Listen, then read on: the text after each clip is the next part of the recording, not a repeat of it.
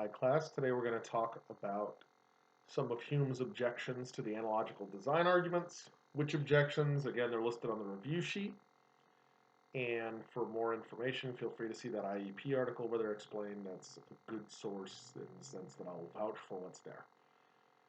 So you could also use it for some of the other lectures, as we will see. But remember, Hume's criticism is of analogical design arguments. Hume's Cleanthes gave one, but we can still put it in terms of Paley's design argument. Remember, Paley's design argument goes from something we know is designed, a pocket watch, to inferring that the universe or some part of it is designed. If we're doing that, says Hume, any kind of analogical argument like that is going to have some problems.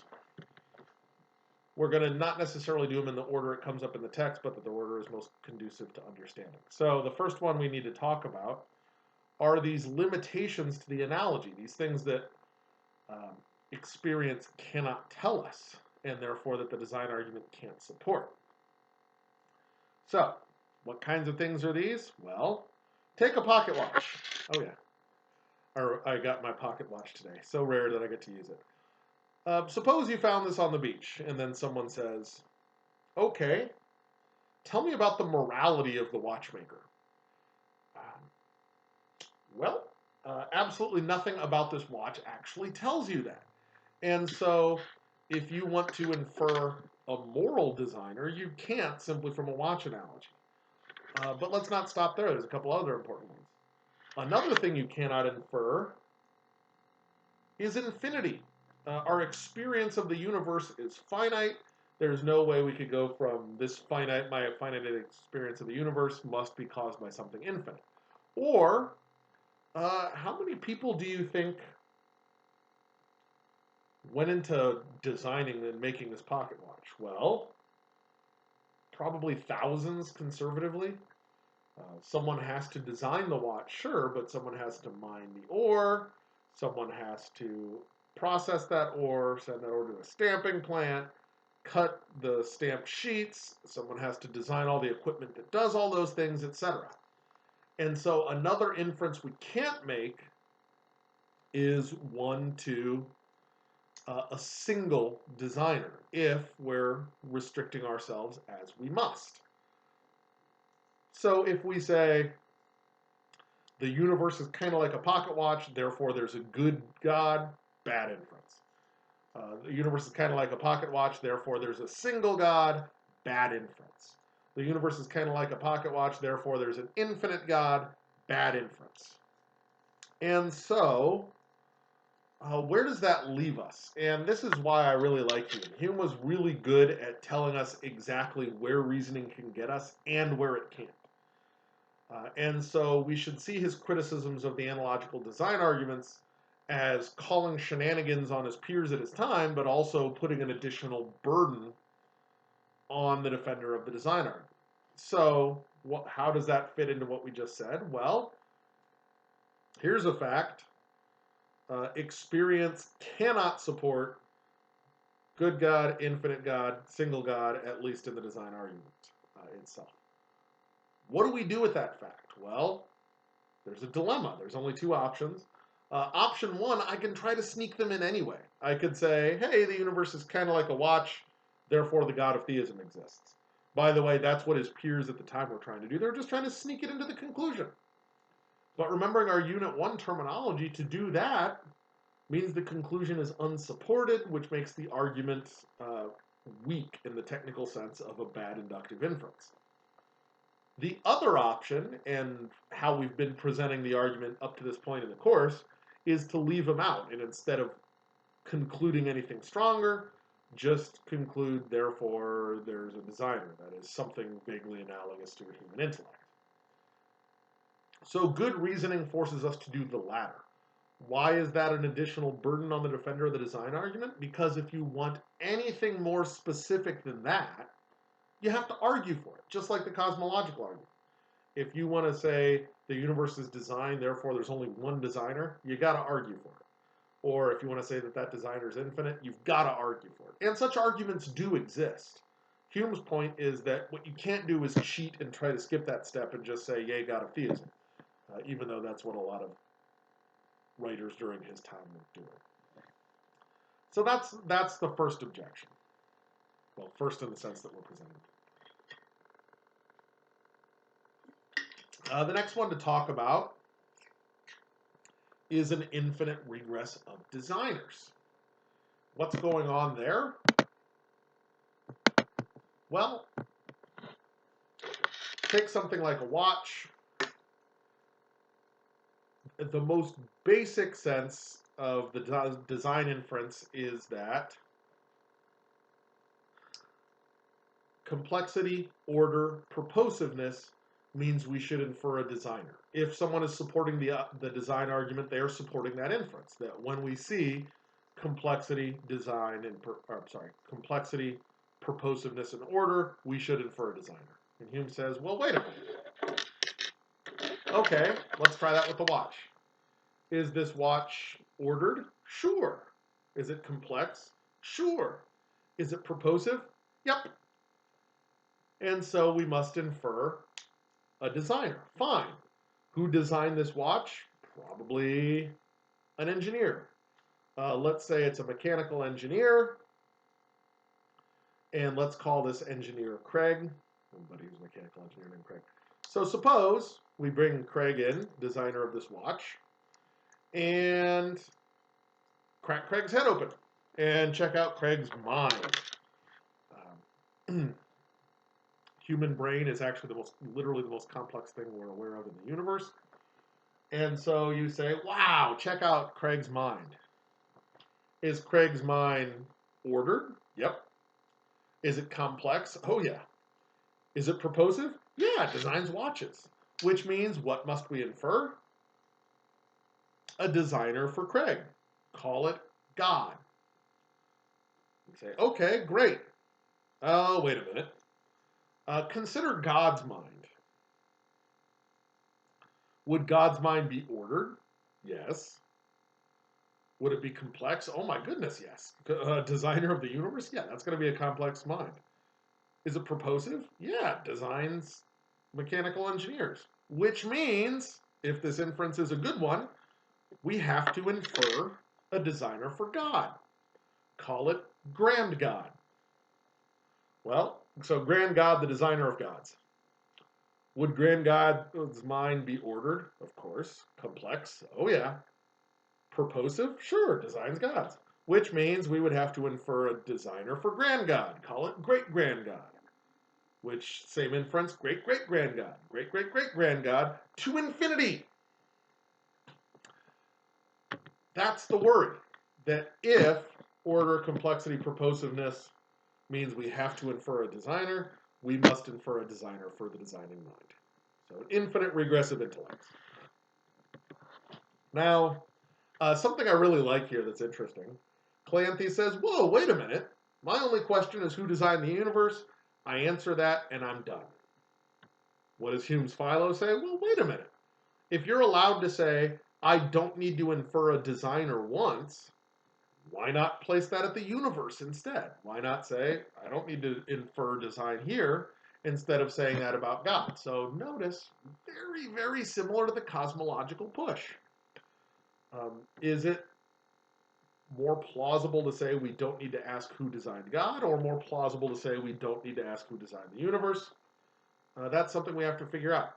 Again, as usual, Hume's objection is really placing an additional burden on the defender of the design argument, because now, if I want to defend a design argument, I have to answer the following question.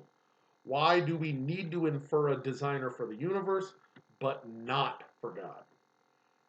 Any defender of the design argument has to talk about that. It's actually for that reason that Immanuel Kant said that ultimately design arguments implicitly rely on cosmological arguments succeeding. So, food for thought. Love to hear what you think about those things in the discussion boards. Third objection. There's this kind of weird thing where Philo's talking about how the universe kind of looks like a spider web, and the universe might have grown, or sorry, the world might have grown from a seed. What in the world is going on there? Something more sophisticated than you might give credit for. Philo's a skeptic. Of course, Philo doesn't believe the universe was spun by a giant spider. So what's going on? Again, he's going to start with experience. Hume's Philo says, in just this little corner of the world, we have experienced multiple principles of order, as he calls it. So, that is, we have seen order arise from multiple sources. So yes, of course we have seen order from design, such as my pocket watch, but we've seen order come from instinct. That's Hume's example of the spider web, that just animal instincts. Spiders have no intent. They literally don't have the part of the brain that gives us intent. And yet they can create these very highly ordered, proposive seeming things. So we've seen order come from instinct. We've also seen it come from vegetation, says Hume, that we have experience of an acorn becoming an oak, which means we also have seen order come from vegetation. And so you could, there's that. And then very similarly, we've also seen it grown from animals. Think of a zygote becoming a human. What's the point? The point is this. Yes, I can draw an analogy between the universe and a watch. But I can also draw an analogy between a spider web and a watch. A spider web in the universe. Or a plant in the universe. Or an animal in the universe. And so, if all those analogies are equally good, if I can just as easily make an analogy between a spider web in the universe as a watch, well then ultimately saying order, therefore design, is only a 1 in 4. Because if they're equally good, then saying order, therefore design is at best 25% chance. Once more, what's Hume doing? Placing an additional burden on the defender of the design argument. Because now, we not only have to draw a design argument, but show why they're not equal. Try to show why the analogy between a watch in the universe is much, much, much, much better than the analogy between an animal in the universe, or a vegetable in the universe, or a spider web in the universe. Can't just be a little better, has to be a lot better. So that's the third Humean objection that we refer to as ultimate cosmogonies. Last one is the problem of evil as an objection to design. And so we need to talk a little bit about that. And we're going to have to side note here about a general rule of inductive reasoning. Call this the Axiom of Induction. And what it does is help us situate evidence. So, suppose we have two, this is an axiom, I'm just giving you its very general form. We're not applying it to any of the topics yet. This is just how induction works. So, suppose I have two rival hypotheses, that is, hypotheses that can't both be true. Call them A and B. And a single piece of evidence, call it E. So, if E is surprising, given A, but expected, given B, then E provides proportionate support of choosing B over A. So, again, two rival hypotheses, A and B, single piece of evidence, E. If E is surprising given A, but expected given B, E gives proportionate support for choosing B over A. So let's do a couple of basic for instances. Suppose, to take an example we talked about at the beginning of the semester, suppose you are making the, you're trying to decide if this guy is Mickey Lurkowski. So here's two rival hypotheses. This guy is Mickey Lurkowski. This guy is not Mickey Lurkowski. And let's say we have a single piece of evidence. You log on to the philosophy homepage, and there's a picture that looks just like this guy listed under Mickey. Well, that single piece of evidence would be it would be expected if this guy is Mickey Lurkowski. It would be pretty surprising if this guy is not Mickey Lurkowski. And so that single piece of evidence, the picture, gives you pretty good reason to think one over the other. It doesn't guarantee it. We're talking induction. But that single piece of evidence in and of itself tells us it supports one over the other. To take one more example, say you're testing a new weight loss drug. Here are two rival hypotheses. The drug does cause weight loss. The drug does not cause weight loss. And let's say you're running the first drug trial. Here's a piece of evidence. There is no significant weight loss in the group that tried the drug. That would be surprising if the drug does cause weight loss, but expected if it doesn't. And so, it's inductive. It doesn't guarantee it. There might be other reasons they didn't lose any weight. For instance, when people know they're on weight loss drugs, they eat worse.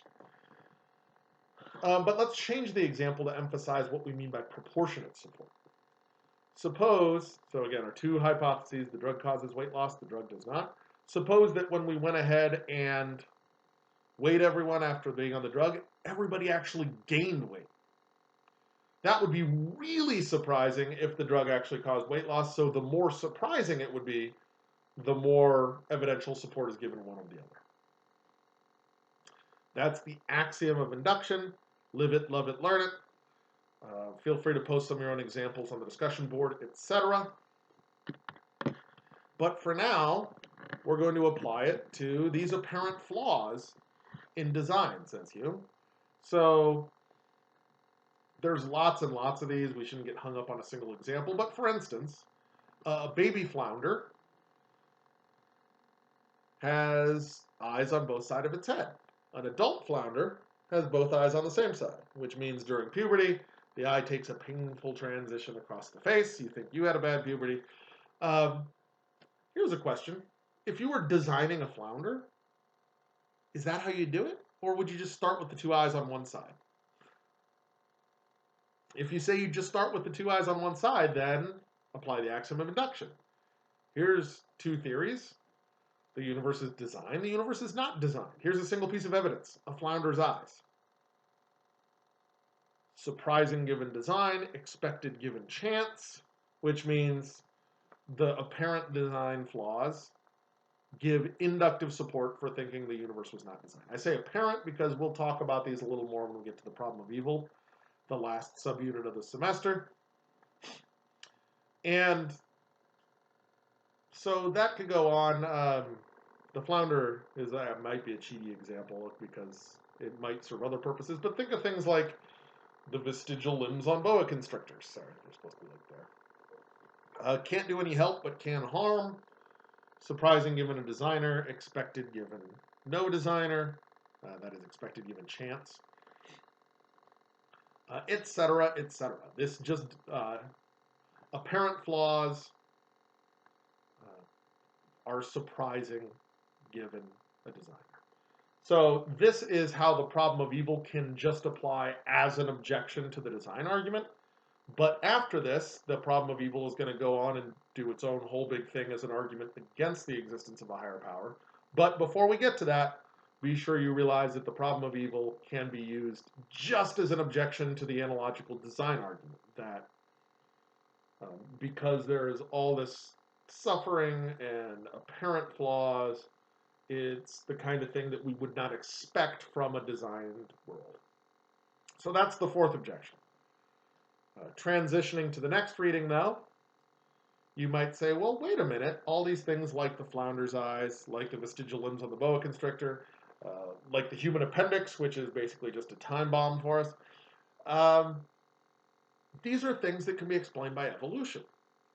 And so the next subunit is going to be, next reading is going to really explore in a lot more detail the relationship between evolution and design arguments.